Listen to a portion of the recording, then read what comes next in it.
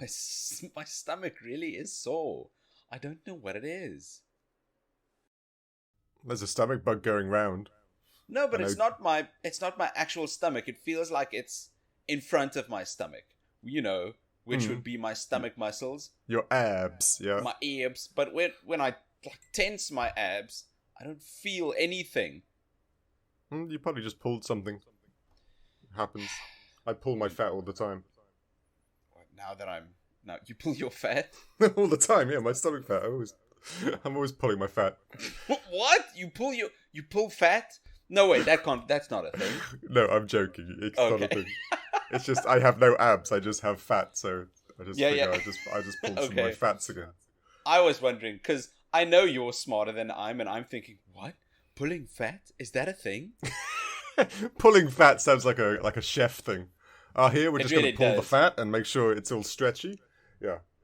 Yeah. Hey, sous chef, get to pulling the fat. Yeah. What are you doing over there? Stop chewing the fat and pull it. Pull it. Order up.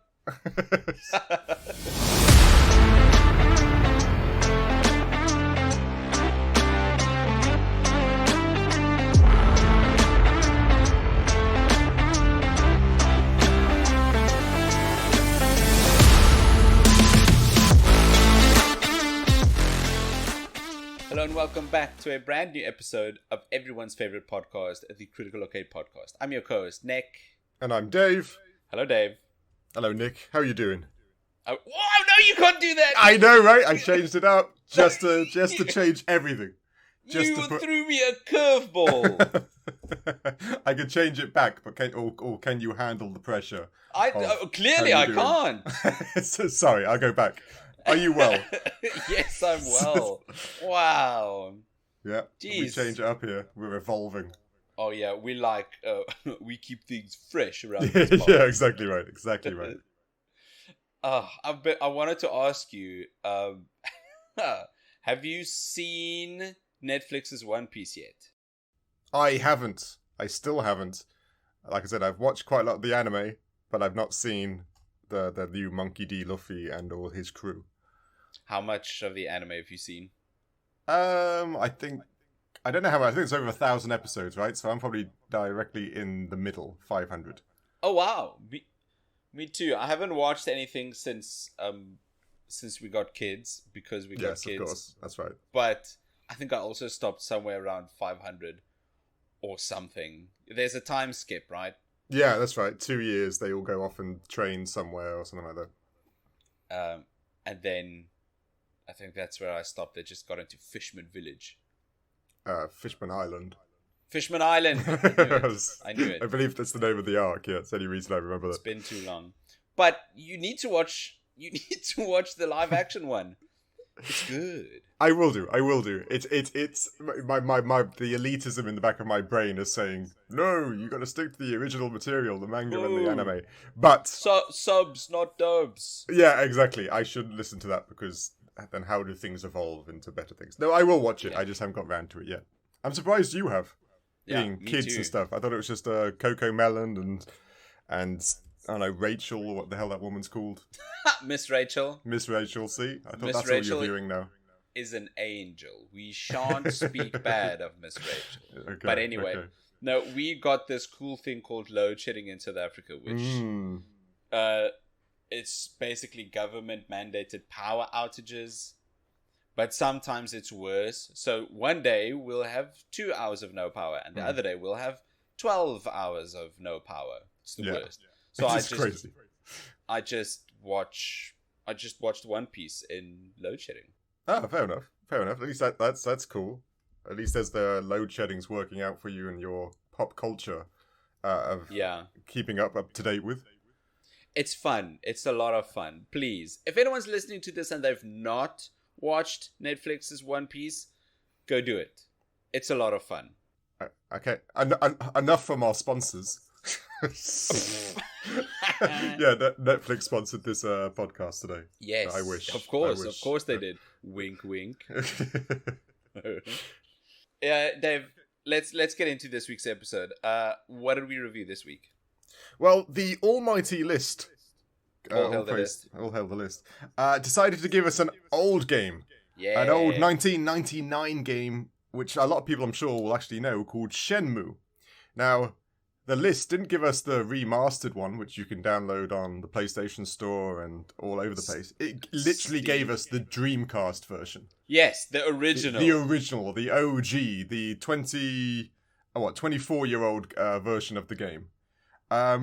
Which I was surprised. I don't know about you. Before the remasters or the remakes or the re-releases, whatever they're called, came round, had you ever heard of this game? Heard of Shenmue? Yeah, before the remakes. You had? Yes, before the remakes, I have. I've heard of Shenmue. I never had. And that's weird. That can't be true. Yeah, no. Granted, I can't say I followed the Dreamcast development that much. I was more, I guess, a PlayStation boy at that point. I think it was... Yeah. Was that PlayStation 2 out then or not? PlayStation 2 released, 1999, 2000. Yeah, so it's got to be the same time. But yeah, I'd actually never heard of it, which is shocking. And I should be very disappointed in myself because... because you've not heard of Shenmue. And what I've been reading up about it. Do you know who created, produced, and directed Shenmue? Yes, Yu Suzuki. Nice. And what else did he do? I know this. Virtua Fighter.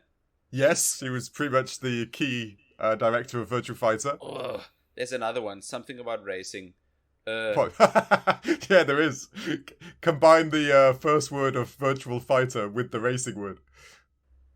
Virtual racing? Virtua Racing. that's the part you forgot, was the literal Virtua. But he also did... You must have heard of Outrun. Yes, Outrun. The old school... No way, wow. Like, You Suzuki did Outrun? Yeah, Outrun. Granted, a few others that you're probably too young to remember. Hang On, Space Harrier, Afterburner. No. Yes. One was a racing game. Space Harrier, you can actually play in Shenmue at the arcade. It's that little flying guy with the rockets that he flies around and shoots things down. And then Outrun. Oh, we know Outrun. And then Afterburner was the standard, you play a rocket ship or a plane and you bullet hell that you play. Another one of those standard. But they were big. They were like some of the first. He literally is like a Hall of Famer video game god for we wouldn't have the games we have now without him. He made, like you said, Virtual Fighter and Virtual Racer. He helped develop games into the 3D sphere. Granted, if you look at Virtual Fighter now, it doesn't look like great 3D, but it was the first step. It's really... No, but then, I didn't exactly. know. Yeah, it was really cool. Yeah. Then, I think, I don't know if you've got this fact as well, you probably do, Shenmue was originally just a storied version of Virtua Fighter called Virtua Fighter, The Legend of Akira. Oh, I did not know that. That makes sense, though. That makes sense. Yeah. That's what Shenmue was originally, and then I think they just leaned towards the story part to an incredible amount. Yeah, I don't know. This you probably write this down. So, did you know what the development cost of this game was? That's a random question. Some people are speculating $70 million US dollars. But Yu Suzuki says, I think $45 million US dollars. But it was still, granted, yes, you're right. And you got to remember back in the day, 70 million now is nothing. Like, 70 million is basically the production cost of, I don't know, a remake or something like that. But 70 million back then, or even if it was 45 million, it was still on record to being the most expensive game in development until Grand Theft Auto 4 came out. Yeah. And beat it. Really? Yeah. That was 2008. But you got the cool thing, like, you got to remember, and we'll go into it a bit later, this was one of the first games ever to be voiced. Everything was, I'm sure as you noticed, everyone was voiced. And for Dreamcast for games and the restriction in size of the CD formats, this was big, this was massive, this cost a lot of money to do. This is why I'm so shocked that you've not heard of Shenmue. Yeah, I really... I'm shocked as well. To be honest with you, the only things I remember the Dreamcast doing, there was... the Resident Evil games are on it, or something. They did lots of horror games. What was that other one they did? Very famous. They had that weird fish one. Are you talking about Knights? Yeah, it could be. And you got that weird fish one. You know that weird one where you raise a fish from an egg and it's got a human face on it? It's the only... I can't remember what it's called. What? You know, come on. What you must have, did you just say? You must have heard of that. No. Oh, you have to look it up. It's a really famous, really like eerily crap game. But you literally, it's like a fish tank. What are you talking about? Dreamcast. Okay, now Raising Fish Man game. What? Have you got pictures of it? Sega Strange, very weird fish simulator. Yeah. No, what is this? Are you looking at him, right? No, I don't think I've got it. Wait, okay. Fish simulator. Seaman. There you go. That's him. That's right. I remember why. Have you never heard of that game? No, what is this? Look at the images for it. Seaman? No, it's the most bizarre. It's uber bizarre. It's the yeah. You just raise him, and I think later on he talks to you, and the like, very weird, very peculiar game. What is this? I don't understand this. Sorry, I've heard you're gonna haunt your dreams now. That fish. I'm guessing you're seeing the standard big fish with the face on it by now. Yes. Yeah, that's what I don't like this. I don't like what I'm looking at. I'm closing this tab. I know that for the Dreamcast and Power Stone. That was it. They did a game called Power Stone, which was like an old school Japanese RPG thing, which was supposed to be quite good. That's literally, and they did the fighting games, didn't they? Dead or Alive and all the other things I know was quite good on the Dreamcast.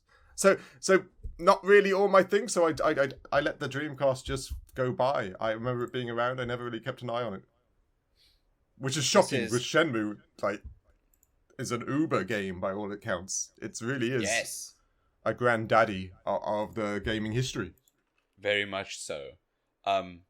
It really is. I'm sorry. I'm thinking. I was googling Nights into Dreams, and that's not on the Dreamcast. That's for the Sega Saturn. Oh, okay. So it's before the Dreamcast. Yeah. The Sega consoles are very much a blind spot in my gaming upbringing. I've got no idea what's going on with those. But you were barely alive, right? I'm trying to think when they're for 1999. Oh, yeah, you're like just over 20, right? No, like no, because I had a Sega Mega Drive or the Sega Genesis, I think in America it's called, and I had that for a long time as a kid. So I sometimes forget. You didn't have a Sega in any regard, Mega Drive or no, I didn't. The first one, which I forget what it was called. I played some Genesis games. Like the Sonics. Yes, of course. Yeah. There was a Donald Duck game I played a ton. A Donald Duck game, or a Donald Duck. There was that cool Scrooge McDuck one. Not Daffy Duck, not Scrooge McDuck. Donald Duck. Oh, I don't know. That Scrooge McDuck game is really cool though. DuckTales, that one. Sorry, that's the Scrooge McDuck game. No, isn't DuckTales on the NES? Yeah, that could have been the NES. I had one of those too. They all blend into one. That was a great game. But anyway, it was okay. Anyway, Shenmue. Yeah, Shenmue. Shenmue. We're wasting time. Let's go into the narrative of Shenmue. I thought the narrative, like, you're gonna remember this game was quite old. I thought the narrative was quite good. Same. You play 18-year-old. I'm gonna say his name wrong. Ryo Hazuki. Ryo Hazuki. There you go. from the expert over there, and from the town of Yakuza, which is a real life place in Japan, which is cool. It is? Yeah. Okay. And he has to find, or what? I'm not going to give the spoilers, or kind of am. At the beginning, big bad Landy. Is that how you say his name? Yes, Landy. He comes home and finds him beating up his father, and it's all dramatic. And they're looking for the mirror. And his father won't give up the mirror, and then Landy grabs his son, Ryo, and says, "Give me the mirror," and then he gives him the location of the mirror. You know, it's all very dramatic, all voice acted, all really intense. Yes, and yeah. Sorry, continue. And that basically the beginning of everything. That's like the subtext of the whole, or not the whole narrative. The entire plot. Yeah, plot. Is that you now have to track down your father's killer and ask why he needed the mirrors and what are the mirrors and who are the mirrors and why do they why not are look... the mirrors? Yeah, and why don't they look like mirrors? Was also a weird thing, in my perspective. It was green. It looks like a placemat, but there's okay, a dragon it's in the a mirror. middle. Yeah, what did you think? Anyway, like I don't get it. I thought that I think the narrative for Shenmue is definitely its biggest selling point. Ryo Hazuki needs to track down your father's murderer. And it's not like games that came out before this or during this time where you're brawling through the streets and you're just punching all the bad men. You're referencing Yakuza now, right? The Yakuza series of games. Was Yakuza out by this point? No, not even close. But it reminded me so much of the as like a Yakuza predecessor. Same. Yeah. I got it down here in visuals. I'll be talking about Yakuza, but the narrative I really enjoyed. How let's take the start. It's a super slow start. Oh, really is. Right? And ladies and gents, no skipping option. No fast forward. No, why would you want to? Yeah, when you've watched it, I'll tell you, I forgot to save. Oh, no. So I had to watch it the second time, which is great for reviewing it. But when you're watching it, you're like, damn, this is long. This is first time you watch it, you're like, whoa. Can we get to murdering? Yeah, right. I want to go outside. I want to speak to the old lady again. I really like how slow this game was because most games were still trying to emulate what arcades were doing in the 80s. Yeah, no, that's very true. Exactly. And this one was the opposite, right? This was all about the story. All about story. Yeah. No, and you're right. Nowadays, if you do look at the Yakuza series or even The Last of Us, and also we have a lot of games that take you on that narrative story bit by bit. And this for a game that's 24 years old, 25 years old. This was one of the first ones that did it. They spent a lot of money to actually tell you a story, not to do that arcade gameplay or the platforming jumping thing and stuff. That this was big. This was a big movement in storytelling. And I'd say this was one of the first games, if not the first, who put narrative first. What's the word I'm looking for? Unconditionally. Narrative was put above gameplay, visuals, far above audio. Yeah, it's like something we say with indie games, what they do now. You're right, this was a mainstream game, but I agree entirely. This was all about the story, the journey it takes you on, the tracking down your father's killer and understanding why the mirrors are what they are and stuff. No, it was. This was a big step. What would be some other narrative powerhouses of the late 90s? Well, a lot of people would argue the Final Fantasy series was quite strong then. But you're right that wasn't just narrative. They are big storytelling, but people loved the gameplay, the dungeon, going through and collecting all the rare legendary weapons, all that jazz. This is fundamentally just the story. Also, what I'm thinking of is Metal Gear Solid. Yeah, that's Zelda, true. Ocarina of Time. Even some of the Silent... How old was Silent Hills and Alone in the Dark? Ooh, Silent Hill might be a contender for this, but I'm thinking there's no other game that put narrative above gameplay. Narrative for those games would be tied with gameplay. Yes, half the game agree. would be narrative, other half gameplay. No, exactly right. But in Shenmue, narrative is above gameplay. Yeah, it's everything. It's unique. There's no other game that did this at the time. Is there? Not to my knowledge. And as a thing which never happened, the big budget thing. This is only part 1, which I did not know. Yes. And yes. Part 2 and part 3 is still only 60% of the story. Did you know that? They don't finish the game in Shenmue 3? I did. I did. I was like, whoa. Shenmue 3 came out a couple of years ago. Yeah, wasn't that kickstarted or not? I feel like I remember that being kickstarted. By none other than Yu Suzuki. Oh, really? Was it? Okay. Yeah. But it's funny because even then, even though they kickstarted and you'd figure that he'd try to tie up his story ends, he doesn't. No, he says it's not finished yet. Yeah, it's really crazy. If I'd like to say if I was in his position, but you really can't say that. No, you can't. No, that's far too easy. you should have just concluded the story. Yes, finished Shenmue. Put a bow on it. Yeah, that is a bit weird. He didn't, because I think the likelihood that we get Shenmue 4 or 5 seems really unlikely.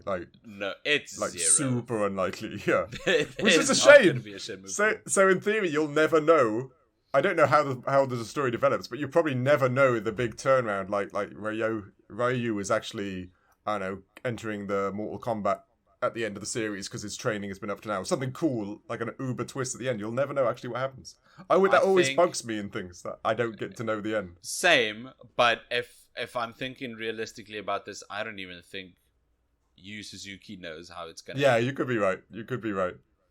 Right? It makes sense. Yes, no, I agree. The other things that also just slightly bugged me narratively is that I don't know Japanese culture entirely, but later on in the game, did you saw the little girl with the cat? Yes, that he had to that was an orphan, and then Ryo goes up and takes some of the shrine's offerings to feed the cat. Can he do that? I don't think you can. Aren't you ruining the reason they left that food to appease whatever deity or what the god represents? That's for them. And then he just goes up and takes the food and gives it to the cat. I'm like, are you allowed to do that? Unless that's like the shrine of the cat or something, and it's like, oh, okay, that would kind of make sense. Or it's a shrine for those less fortunate to eat at. I don't know. It could be. I don't know, but that seemed a bit strange from my end. But that was just a little thing I just noticed. I had to note down whilst I was playing. Such an odd remark, but I didn't even notice that. You're right. Anything else narratively? Because it's, it is a narrative game, but as we'll discuss later, the gameplay is all about slowly pulling in other narrative tidbits as you play. So, and we don't of course want to spoil it too much. But no, this whole thing is very narratively driven. You're right. Slowly, you start to realize Landi is near the center of a very big organization. Akin to the Chinese mafia. Yeah, that's right. And you go find some of his mates at the harbor. That's right. Eventually, it turns into something big, and you as Ryu insert yourself into this narrative. It gets quite big and intense narrative wise. It's got that same, if you have played the Yakuza game, the same soap opera-esque highs and lows where everything's like, whoa, and no, and betrayal and stuff like that. It has those same points as you go through the narrative. You are generally pulled along with type aspects when you play the game. I think you're right. The soap opera is the perfect way to describe the narrative of this game. And if it's for you, if you're invested, damn, I'm envious, because that's what happened to me when I was playing Persona 5 Royal. Oh yes, no, you did.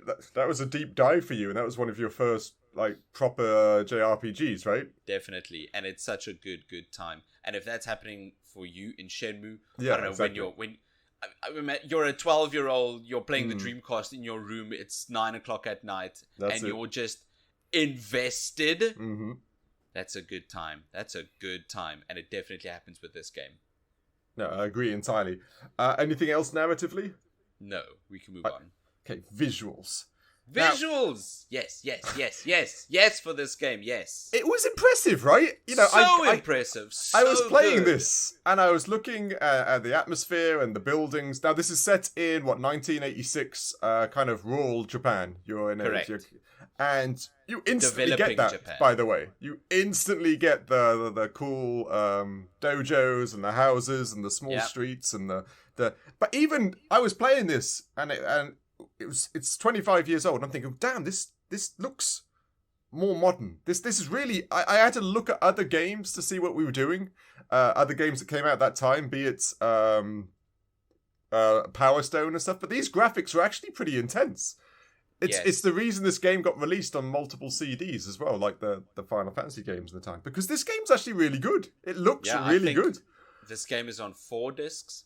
Yeah, I think so. It's insane. This game it really does. The visuals for this game, they hit hard. They smack you. The entire opening bit, you don't do anything. You just watch a cinematic for 5 minutes. Even that bit was cool because they did you know what, you've watched The Matrix? Yeah. They did the whole bullet time blur during the fight, which isn't anything now, but back in the day, that was so cool. I watched it like, whoa. They just upped their game during this fight. They did the Neo bullet time blur with the hand movements and stuff. I thought that was But they do it in gameplay too. Did you see that? That's true. Yeah, they do. I thought there's still something about that just gives me goose pimples and stuff in my arms, because, I don't know, it's my old school, the inner child just think, oh, that's so cool. Look how fast they're moving. There's this... time has moved on far enough for this visual style to become retro. Yeah, I agree. And a lot of people are starting to fall in love with this again, and it's called low poly, right? The yes, that's PS1, right, yeah. Maybe even early PS2 games are low poly, and there's a certain charm. It's endearing to look at the world of Shenmue. You walk into the travel agency. Right, and you take a look around, and you can inspect each element inside each cabinet. That's right. No, I did much the same. How? This came out in 1999. Yeah, and in the arcade, you went into the arcade, and all the games there, and the cabinets, you can actually see the old school games being played, and you can play some of them. You can play, what do I call it? Space Harrier. You could play. The racing game, and you could play some old arcade, and you could look at them. And you saw the posters, and it was all, like I said, with low poly. A lot of the time, the posters on the wall would be of a lower resolution because they were just background dressing. But these ones, you could literally see it. You could literally reminisce about your own posters on the wall as a child. That would have been exactly like that. So it's incredible. There were tiny little things I also liked, because I guess you'd call this visual and just part of the gameplay. I love those little bits where they take the time to, when you leave and enter a house, you took your shoes off, because in Japanese culture that's what you do. Oh, you right. Got that little yes. And I love that they took the time to do that. And there's a almost a learning aspect to it that just gets put into your subconscious. Because you go down, you leave your house, you put your shoes back on, you go back in the house, there's this little cutscene where you can see that he's slipping his slippers on, or whatever the hell else. And there's loads of those little things. Even the gacha figures, which were, I know, I spent quite a lot of time doing. Did you do that? No, I didn't get into Did you not? Because they're gacha figures from old Sega games. So I got Knuckles, I got Tails. Ooh. I was like, okay, I was just spending my yen in these gachas again, because they were really nicely modelled as well. Like, they weren't just like useless, they were cool. I don't know. The attention to detail for the visuals in this game. There's really a lot of love and passion put into this game. I enjoyed it thoroughly, and even for being 24 years old, this is still quite nice on the eyes. And remember, it also had a day and night cycle, which was quite rare in games back then. You know, this game plays. Yeah, it progresses. There was a clock in the corner. Yeah, you actually have real time, so to speak. 1 hour in their time is like 5 minutes in your play time or something like that. And so you're walking through the streets, and then when it gets night time, all the lights come on. You know, the shops close and stuff. There's real nuance to everything they put in this game. You can see where their budget somewhat went.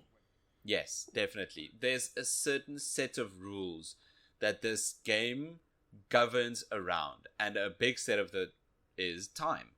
Yes, yeah, I know, definitely 100% in this game. It's really important. There's not one part of this game that is an exception. Mm-hmm. No matter where you are or what you do, time keeps flowing, not faster or slower than usual. And that's great. That's good game design. If the game can establish rules and keep to those rules and have you play with and around those rules, that's good game design. No, I agree. There was one part, which, okay, this...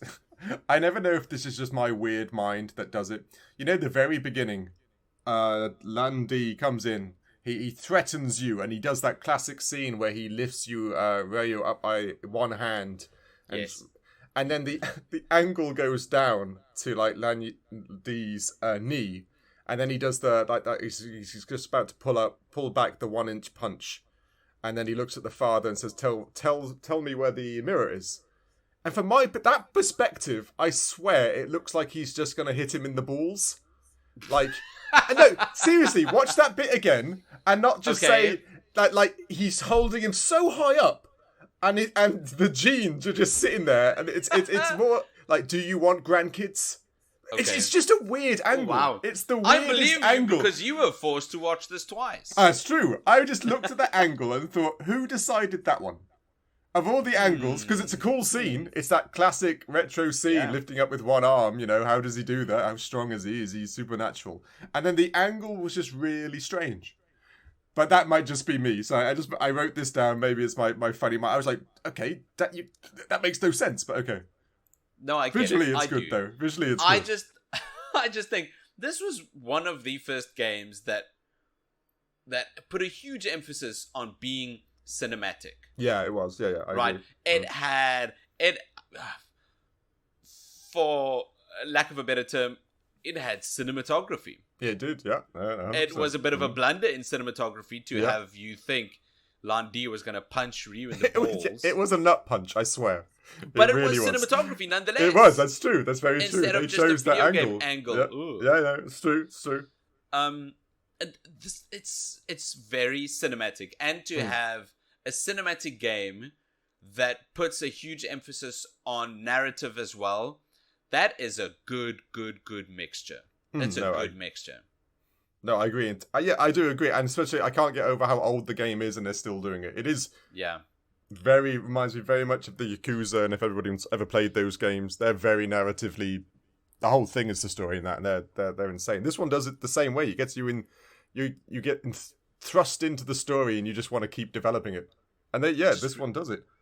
Technically, this game was made and released in the last millennium. Yeah, don't get me started with that. Whoa! I remember the Millennium Party I went to as a kid. Jeez.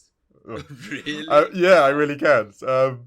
Okay, can we please jump into audio, because it's like the best bit. Before we do, I just want to say I really like how this game made the map, the explorable towns, what's it called? Dobuita. Yeah. And all the shops small. Yeah. It's not a big game environment. No, true. A shop in a game, it's just one big open space and then a counter in the corner. That's it. Yeah. No, not this game. No. It felt like real spaces. No, it's very true. And every little shop had little detail. Yeah. It reminds me of the Yakuza games. Yeah, instantly. No, it is. They do the same. They do. Yeah, no, exactly right. There's a lot of detail. You're right. They actually took a lot of time. Because we've all played, say, like the original Grand Theft Autos when you used to go into a shop there. And that's exactly how you said it. It was this big space, a little counter, and then just generic stock images of shelves or generic stock images of what's in a fridge or freezer. And here, it's not like that. Each shop has the little things. Like, it will have a little Dara marker, or the food will be traditional Japanese food. And no, it's really, like I said, they really took their time with it. And it's a little space. Like it's like just you said, yeah. Walking in, sitting, walking out. Yeah. It's not a big game level. No, exactly right. It is a small little town. It adds to the rural nature. You're not in big city Japan. You are in a small town, local. It is. Like it. Now audio, please. Now audio, let's do audio. Let's dunk on this. The audio is the worst part of this game. It's ever. So good bad. I love it. It's amazing. It's amazingly bad. I would eat. This is junk food. This is the tastiest junk food there's ever been. This is like doom scrolling, just audio. I talked to everyone. I had to talk to everyone. It was the best and the worst all at the same time. It was amazing. I can't agree more. It's so ambiguous to anyone that hasn't played this game. Yeah, exactly. It's really the best. It's so bad. I love it. It is. Okay, let me just build the premise, ladies and gents.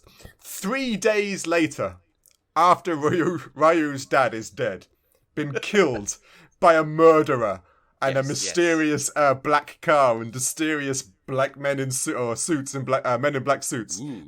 You're now going about town trying to find out if anybody saw anything, getting some information. You're investigator Ryo. Yeah, and my favorite one. Interrogating the town. I knew I was going to love every conversation. You come out the house, you're getting used to the controls. I go forwards, and there's down some steps. There's this woman, or a young girl and a young guy, and I go over to see if I can say hello to them, as you do, because you want to know, are all NPCs talkable? Do they all chat to you? So you go over there. Is everything really voice acted? Yeah, exactly. So I go to the guy, and I press my A button, and he instantly calls me bro. And I'm like, whoa. He's like, bro, are you okay, bro? And he goes, yeah, I'm okay. Oh, I heard about the incident. And he's like, yeah, the incident. Yeah, they just kept referring to the incident again and again and again. Yeah, the incident. What the incident? When the incident? I saw bro. Bro. It was so great because, first of all, you could see that it's the localization, the translation of it. And they couldn't have done more a Western job if they tried. Like 1986 Japan, I'm pretty sure they weren't doing bros and dude and they kept referring to it as the incident, like it was weirdly strange to talk about murder or something. But it was hilarious. Happening. Yeah, exactly. Yeah, and somehow it affected everyone. Like, what you mean the incident? Oh, the incident. Oh, did you hear about the incident? Oh, it was so... It rained. Yeah, that's right. It's... What, your incident or my incident? Bro. The town's incident? It was the best. Every person was the best. It was... So good. Bad. Oh, man. Yes, good, bad. Good, bad. Amazingly junk. Yeah, like anything that you spotted that just cracked you up. Everything about me just made me smile so much. It was the best. It did make me want to talk to everyone. It did make me want to just keep conversing. Yeah, it really did. Not for the reasons they intended, though. But, oh, man. Yes. There's so many cringy bits, because there's also bits where there's just kids playing. And there's you go talk to, I'm of course talking to everyone. And they're like, Ryu. He goes, yeah. Do you want to wrestle later? And he goes, maybe later. It was so funny. It's so stupid. And in today's climate, kind of wrong, but it's just so like, don't worry, I'll catch you later and we'll wrestle. You know, he's 10. Yeah. I'm 18. It's good. Like, why not? Oh, God. Everything. Every bit. It's good stuff. There's the one moment, I think it's the second day you make your way down to Dobuita. There are two boys playing ball in the road. Yes, yeah. You remember this? And then you come around the corner and one of them kicks you with the ball and there's a quick time event. Yes, that's right. If you miss the quick time event, the ball bounces off of you because, I mean, you just came around the corner and it hits one of the girls playing with their doll. I didn't see that. But yeah, go on. That sounds genius. I want to play again. Yes. Yeah? And the voice acting for that entire bit. It's peak good bad. It's junk food for my ears and I want more. I've tasted blood. Yeah, like I said, the context that he just lost his father and his face is like, yeah. Did you see anybody? Oh, okay then. It's the best. It is so... Everything about it is horrible, but it's great. And ladies and gentlemen, another just little tidbit that's just so good about it is that you don't press on an NPC just once for them to tell you their story. You literally press A for every sentence. So it's like it's like a drug. It's like, yeah, I need more. Again, A. That's right. Tell me about... Give me another hit. I need my fix. Yeah, each time. So you're just pressing A each time for this flat... like really American type responses that are just so bizarre. Yeah, they're brilliant. They are brilliant in every way. More, please. Yeah, just every. Oh, I just can't get over it. I loved it. What, the guy in black suits? Yeah, the guy in black suits. Did I see the guy in black suits? I don't know. Have you asked Namazaki-kun if she's seen the guy in black suits? Namazaki-kun, did you see the guy in black suits? No, I didn't see the guy in black... I tell you, ladies and gents, it's the funniest. You've got to. It is the best thing about this game. Treat yourself to some good bad and get some of the Shenmue English voice acting. Apparently, Yu Suzuki insisted to have the English localization recorded in Japan. Oh, really? Yeah. So there's no localization outsourcing they did in the US. Yeah. He insisted they do the English voice acting in Japan. Well, I can imagine old school Japan then would be like that, yeah. Exactly. So it's like they got English voice actors in Japan who was just whoever they found who could speak English. Yeah, like anybody on the street. Can you speak English? Exactly. Yeah. Hey, can you speak English? Oh, another weird thing they also lost in translation is that they were using, there's the polite prefixes or suffixes where they say son and chan and stuff like that to note elder.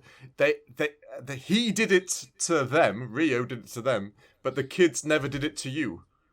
The kids? Whenever kids are supposed to speak to you, they're supposed to go, I don't know if it's son or chan, they're supposed to call you Ryo-chan and stuff like that. Sometimes they just called you Ryo. Which is, I believe in Japanese culture, kind of rude unless you're really close to them to use your... But he did it to everybody else, but they never did it back to him, which was just something I weirdly spotted in. I've got no idea how that no, I'm not in touch. I just know it's a thing. Yeah, same. Works. Okay, Mr. Audio Man. Yes. Did you find any music? Anything like... I was just enveloped in the conversations I was having. I can't say I listened too much to the music. Let me... be very honest. Yeah. It was very difficult to stop listening to the voice acting and to concentrate on the music because the voice acting would just rope me back in. The voice acting was... It's just so tasty. It is. But no, I listened to the music on Spotify when I wasn't playing the game. Yeah. Because it's actually genuinely quite good. It's got a mixture of traditional Japanese and even some Chinese instruments and music. But with this coming out in 1999, they also took heavy inspiration from 80s Japan music. Yes, makes sense, yeah. All synthesizers and stuff like that. Yes, 80s Japan music is a vibe all its own. Yes, I can imagine. Right? If you want that vibe condensed into a single 10-minute song, go listen to Plastic Love by Maria Takeuchi. Okay, cool. That is, and I could hear that in this game. Oh, that's cool. Could.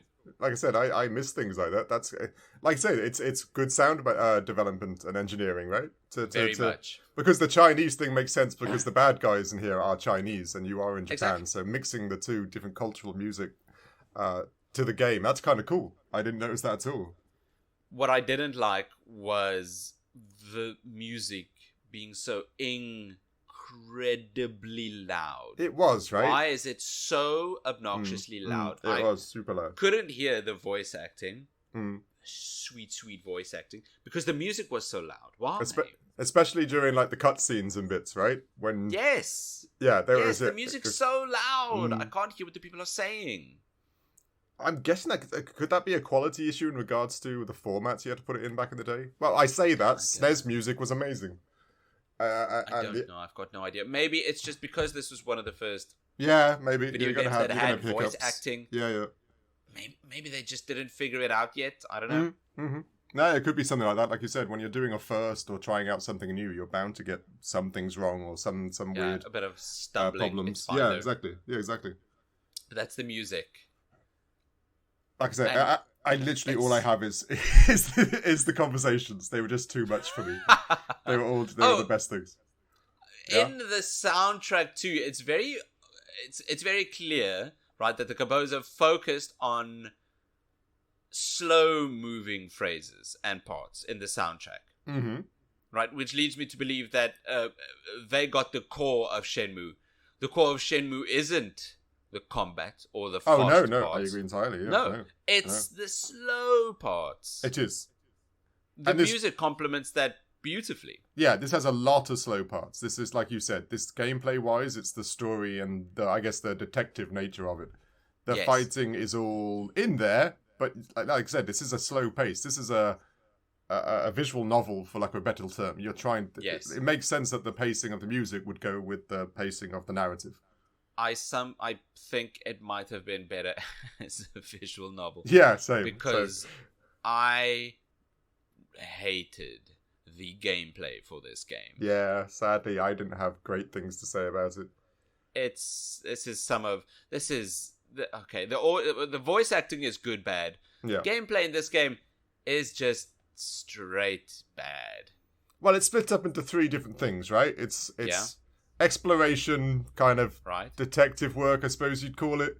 You got a mountain of QTE events that slowly build up to be kind of over the top. As you get on further in the game, you get some fun QTE or quick time events, and later on you get loads of them. And then the combat, which it makes me very sad to say it that way, but the combat was kind of boring. Really? Did you like the combat? Did you get to the combat? Because the combat only really comes into play a little... Well, it starts off, like you said, it's narrative. You get a little combat, and then later on in the game you get quite a lot of combat. But none of it's particularly difficult. Not get into the combat. I didn't get that far in the game. Yeah, no, it does take a while to get to. I did train in the parking lot. Of course, yeah. Because I knew I don't think I'm gonna get to the combat because this narrative is chunky as hell. Yeah, it does take a while to get there. It really does. Trained in the parking lot just so I can get a feel. Yeah. I tried some combos. Some of them didn't register. Some of them did. Yeah, it's not great. I don't know. I don't know. The exploration is horrible. I didn't like the exploration. I liked the world. I didn't like traversing in it. Mm. Right? The combat didn't feel nice. The quick time events didn't register. It just didn't register sometimes. That's interesting. Like, I can't say I remember that happening. Maybe it's my end. Maybe I've got quick reflexes than you. Maybe I'm just super fast. It could be. It could be. I agree that the you could almost... I don't know. Have you played Virtual Fighter? No. No. Okay, makes sense. The combat kind of played like a low version of that. Virtual Fighter is relatively complex. It's still got throws and low sweeps, high sweeps, and all that. This plays like a simplified Virtual Fighter, but in that 3D aspect, or over the shoulder aspect. Yeah. No, and it never gets any harder. It doesn't matter. As you develop, initially you take on street punks and the normal development. Then later on, you're taking on guards and men in suits and stuff like that. But the combat is all pretty much copy and paste. It's all nothing really changes. I think during the early development, when this was still called Virtual Fighter: The Legend of Akira. Yeah. They realized, they don't really want to do some big gameplay things. They want to focus on the story and visuals. Yeah, no, I think you're right. You can't notice that when you play the game. You can't not notice that when you play the game. You're playing the game like we did in indie games. You feel the part they've dropped the ball on, and you feel the part that they've polished. And in this game, you get that same feeling. You can see the combat's meh. And you're right, the exploration is kind of too long-winded. It takes a long time. And even though, like you said, we were praising the time of day aspect, there was so much stuff that you had to be there on time. Like that, like you'd only be able to see this person at 11:30 at the docks. And so if you were late, you then had to wait. There wasn't any fast forward time. You had to wait for the next day. Sorry. That's right. This game is sticking to its rules, which is very commendable. Yeah. But do I really need to wait till the next day? Yeah, that's like a couple of hours. Like there is some. Once you've explored everywhere and talked to everyone, there's now it's just time. It's just time. You're just waiting. You're waiting because sometimes you get there or you don't know where they are, or you turn the wrong left or turned right the wrong spot, and so then you just have to wait again, which is really frustrating. Like it really is. I had to wait for a bar to open up, and it opens up at 9, and it was 4 in the afternoon in game. Yeah, and I decided, what?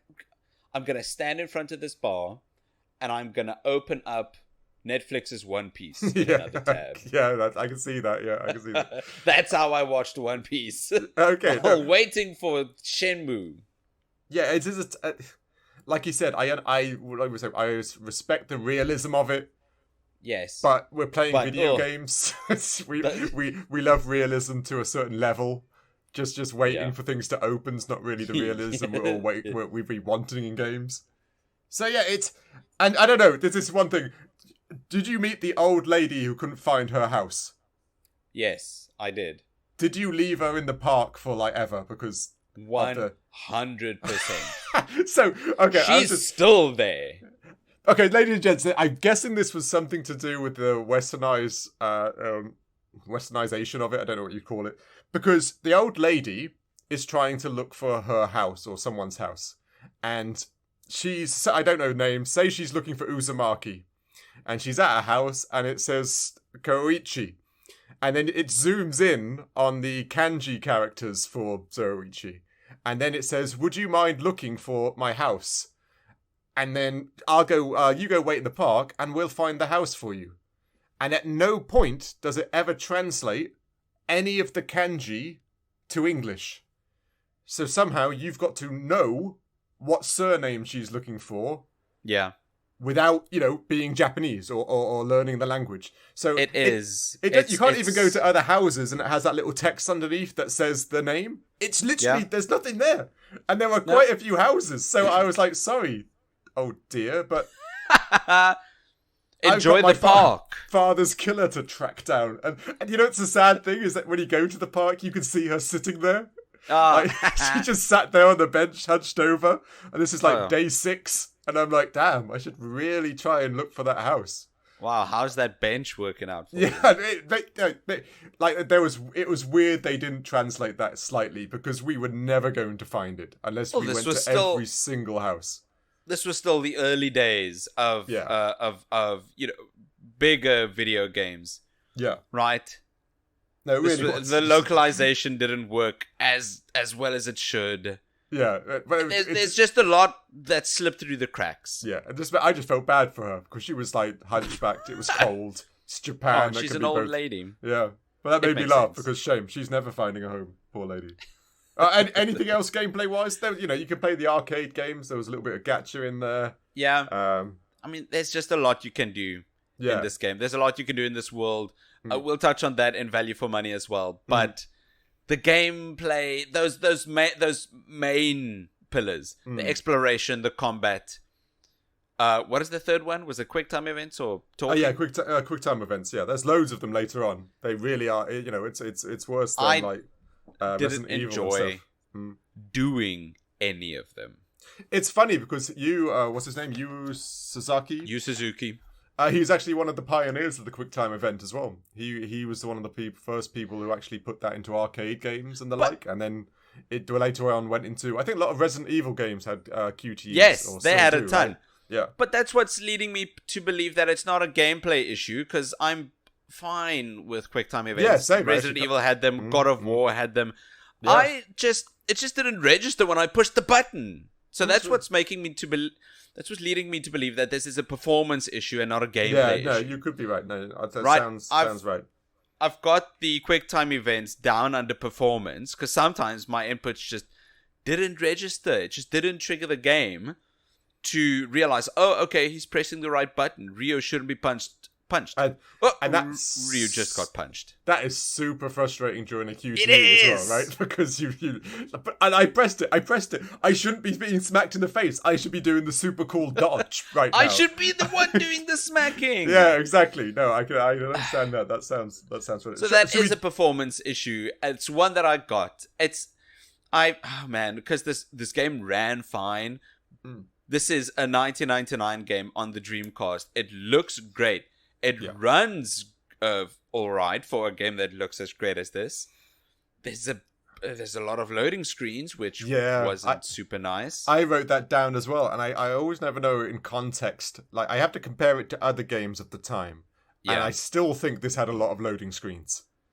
I'm thinking my PlayStation 2. I'm thinking even before and after that. This had a loading screen every single time you went in and out your house into an actual building that wasn't set dressing type building. It wasn't super long loading time, but it was, I don't know, an extra 4 seconds every time. And it would tell you how time went by or something like that, right? Or where you were. Yes.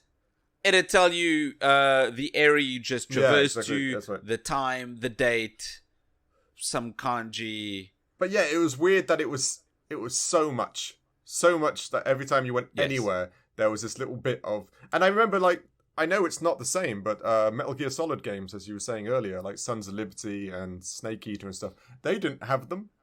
They didn't have this super complex loading time every time you went anywhere. So yeah, no. I don't know if that was a Dreamcast thing, because I never actually had one. But yeah, the loading times were annoying. They weren't game-breaking, just kind of annoying. Yes, very much. But those were some big issues for the performance for me, so I scored it lower. Yeah. And did you find the controls kind of odd? I found the controls that because this was also one of the first games to do the first person free look thing. Yeah. You know, so you could look through his eyes and look at the floor and look at the ceiling and look at the cars and stuff like that. Yes. I found the control scheme. I know you had that big Uber control for the Dreamcast that had the one analog stick on the left and it had all the buttons. It was revolutionary for Nintendo and all this jazz. But now when you play with that type of controller configuration, it just felt odd. Now, I don't know. I'm just being spoilt. We all love our new controllers and all the button presses and the triggers that work with Synaptic or whatever you call it. I just found the control scheme to be really frustratingly weird as well. That could just be me, though. It is odd. I didn't like that the analog stick that you use to look around is just above the D-pad that you use to walk around. So you can't traverse and look around at the same time unless you use the left bumper.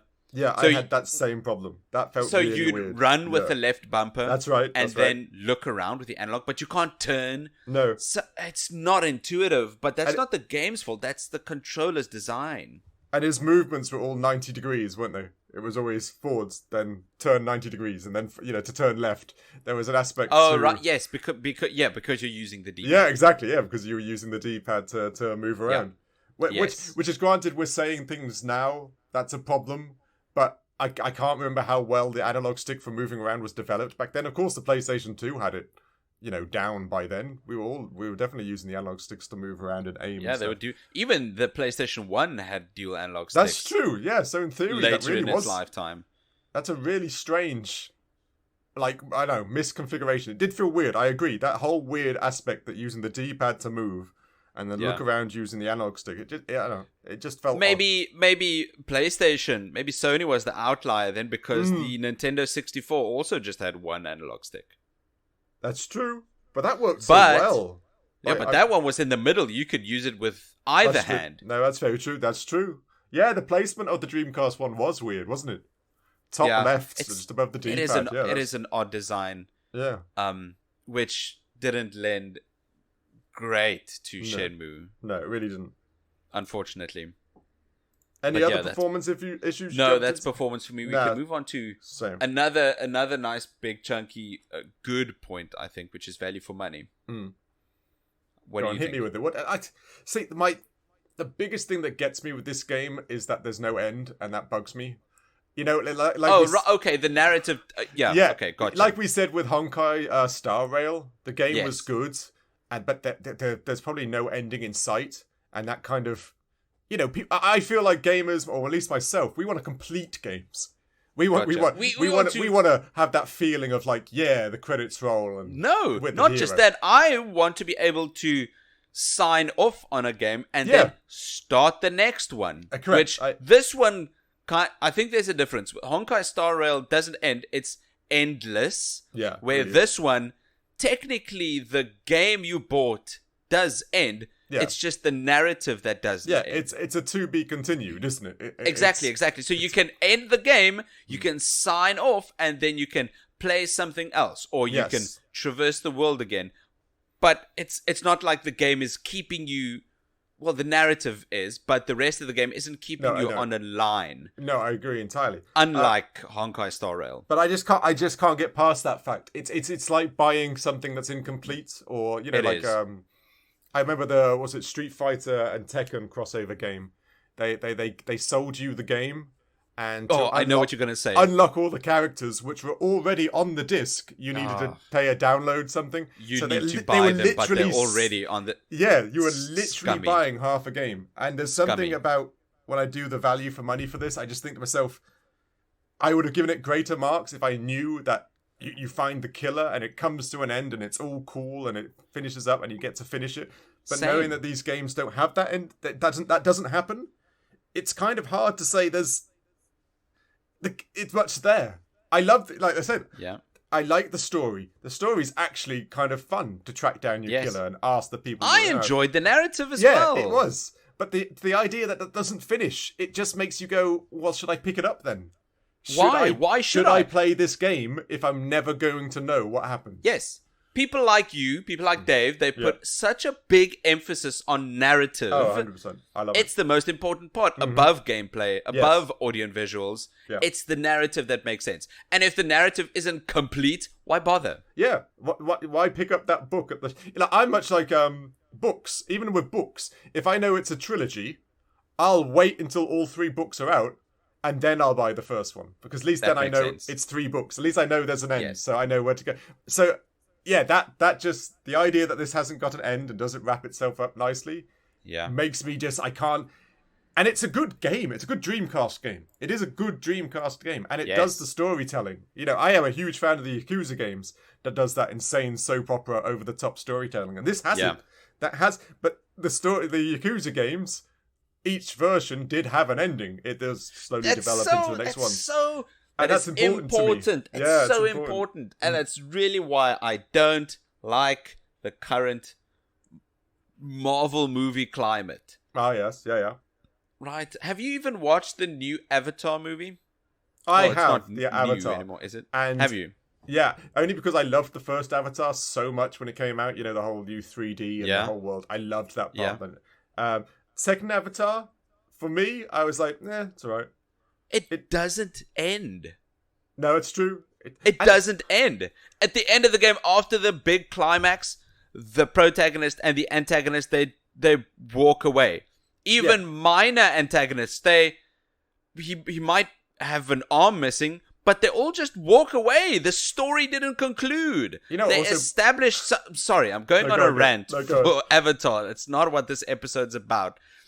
I loathe the way narrative is moving in media, where it's now in multiple chunks. It's in multiple movies, assets, games, whatever. It's just not one piece anymore, which is exactly your gripe with Shenmue. Yeah, no, exactly right. Strangely enough, Avatar 2, I also didn't like the idea they couldn't make a new bad guy. They brought back the same old bad guy, but made that they already defeated. Yeah, I was like, what? Like, surely, what's his name? Giovanni? James Cameron. No, who's the big bad? The guy his name's... Oh, you've seen him. He's Phoebe's brother in Friends. I don't know his real name. He's the big corporate guy who in Avatar, the first movie. Oh, yeah. Okay, I know what you're talking about. I was expecting him to be the next bad guy, or him to hire some new mercenary. Because he's still alive after the first one. But the idea, it's the same guy, but they somehow kept his mind and downloaded it into a body, and for some reason he has a son now. I was like, what? I was like, no. This sucks. Anyway, that was Avatar 2. Shenmue. But you're right. The idea that it doesn't tie up into a nice knot, and you can't say, I've completed the games. Because we all like that. Gamers, we like to say, have you completed Mass Effect? And we go, yeah, I have, loved it. You can't say this is a game. You can't say, have you completed Shenmue? And you're like, no one's completed Shenmue. It's that kills a lot of it for me. Totally. It really does. And it's a lot of people's gripe with Half-Life 2 as well.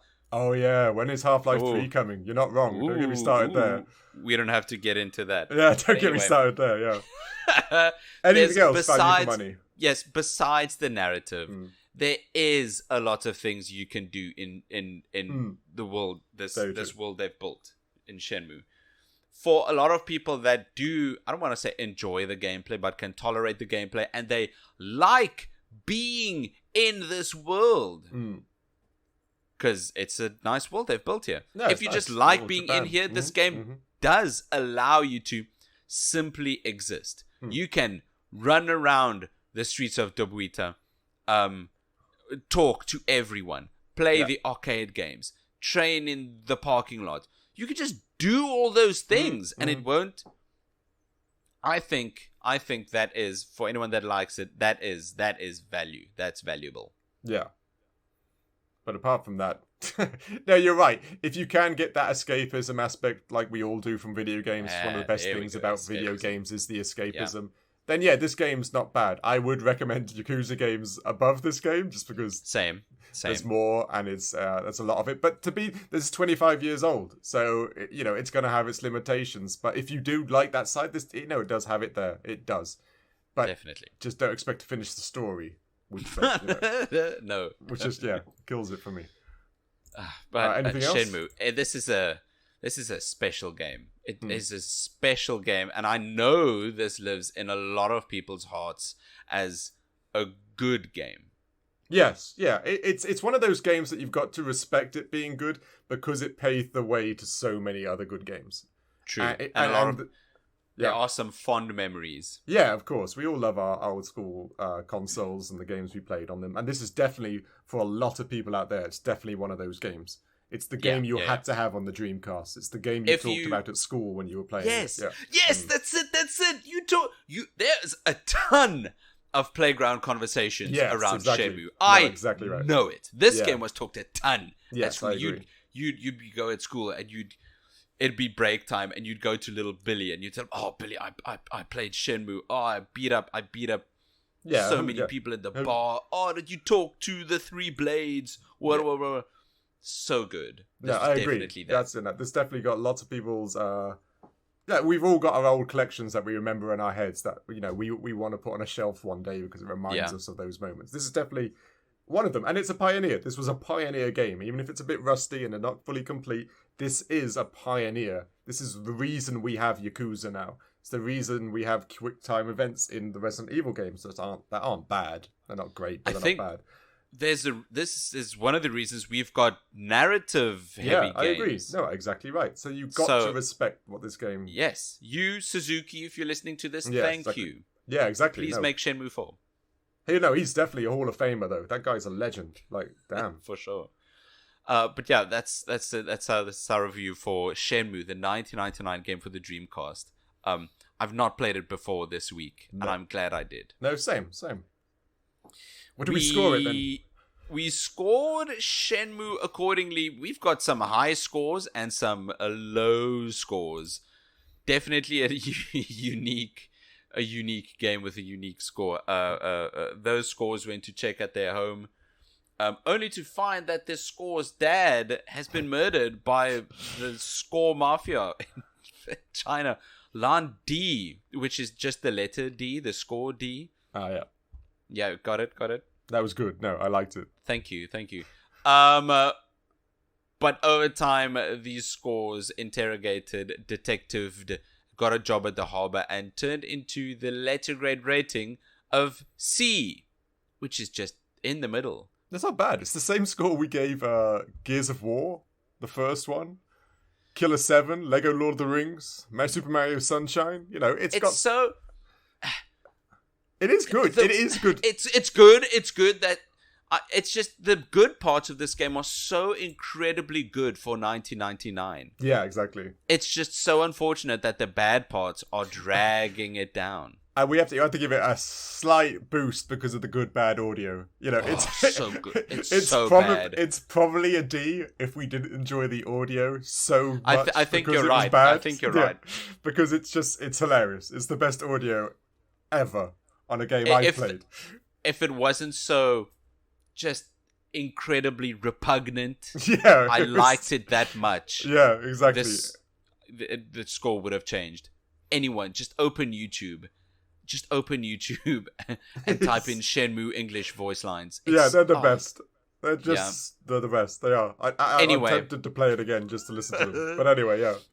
Thanks for listening to this week's episode of the Critical Arcade Podcast. If you'd be so kind to leave us a review on any platform you listen to. It'd help us out a ton. You could follow us on our social media channels, on Threads and Instagram, and you could also catch me on email at nick@criticalarcade.com. And I'm Dave at criticalarcade.com.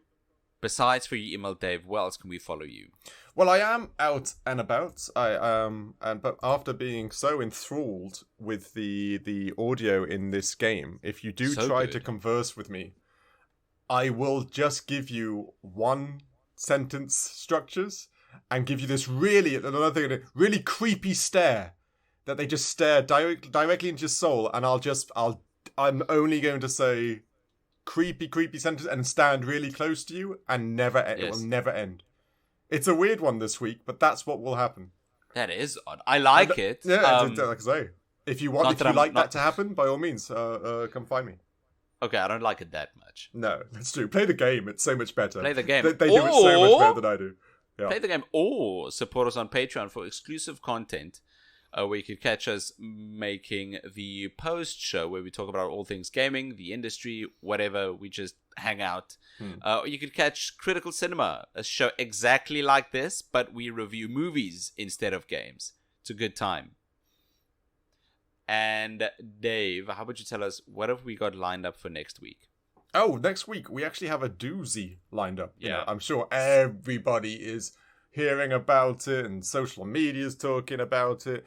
But we have got our hands on the latest. I say the latest because it's always buggy. Mortal Kombat 1, which isn't Mortal Kombat 1 in my mind. Mortal Kombat 1 released like 25 years ago or whatever. But anyway, the restart of the Mortal Kombat franchise again. Is it a reboot? I guess so. These things, because I'm not great with numbers, I get confused with. Mortal Kombat 1, in my mind, must be at least Mortal Kombat 12 by now. But anyway. It is. It's exactly Mortal Kombat. It's the 12th main. Oh, is it really? Is it 12th? Yeah. Okay, so in my mind. It is. It's so cool. They announced it with a clock going from 11 and just skipping 12 and then going directly to 1. Yeah, I see it. I can see that. Okay, that is kind of cool. But we get the brand new release, Mortal Kombat 1, which I'm excited about because I haven't played Mortal Kombat in 20 or so years. A very long time. We also have go on. A double feature for next week though. It's a nice big treat we're giving to our audience. Not only are we reviewing Mortal Kombat 1, but we're also directly after that releasing an episode for another brand new release, Lies of P, which is so it's making me so excited. Yeah, this is the Bloodborne esque sequel everybody's been looking for, right? Everybody's and I granted, not a huge fan of scary games, and this game does look scary, even if it is mechanical esque type scary. But I do love it when they use the P is Pinocchio, ladies and gents, and the idea that they take like a beloved child character and twist it up like the old Alice games. Alice in Wonderland. I do love that kind of twist on something innocent and nice and him becoming a real boy and then changing that and turning it dark. And I guess there's a premise somewhere about becoming human in there too, which I can't... Yeah, that's going to be a lot of fun because that sounds very story-driven as well for a Souls-like, which, that's my type of jam then. I love story. And that sounds cool. Both of these games, Mortal Kombat 1 and Lies of P, they've got big emphasis on gameplay and narrative. Oh, cool. I didn't know about the Mortal Kombat. Yes, they've got massive lore, Mortal Kombat. I hope it explains some, because the last time I played Mortal Kombat, all I know is Sub-Zero, Scorpio, Johnny Cage. Scorpion. That woman, I think her name was, I don't know, Jade. Sonya. That's right. Sonya Blade. Yeah, and that guy with 6 arms. That's literally... Goro. Oh, yeah, and the guy with the headband, the main guy, and then the main bad guy. Raiden was the electric god, wasn't he? Are you talking about Liu Kang? There you go, yes, that's one of them. Yeah. Mainly all my Mortal Kombat knowledge comes from the movie that released in 1990s. Yeah, so this is going to be fun. And the song. Oh, yeah, exactly, and the song, yeah. Hopefully it explains the people. Oh, so... I actually listened to that song yesterday. Because I was excited about this game coming out, I had to listen to the original Mortal Kombat song. I'm going to do it right now. Oh, it's the best. But anyway, we've got some bangers coming up, ladies and gents. We've got some really cool ones. Yeah, to our first double feature week. Yeah. It's going to be a lot. It's going to be good. It's going to be good. Anyway, thanks again for listening to this week's episode of the Critical Arcade Podcast. We'll see you next week. Cheers. Cheers.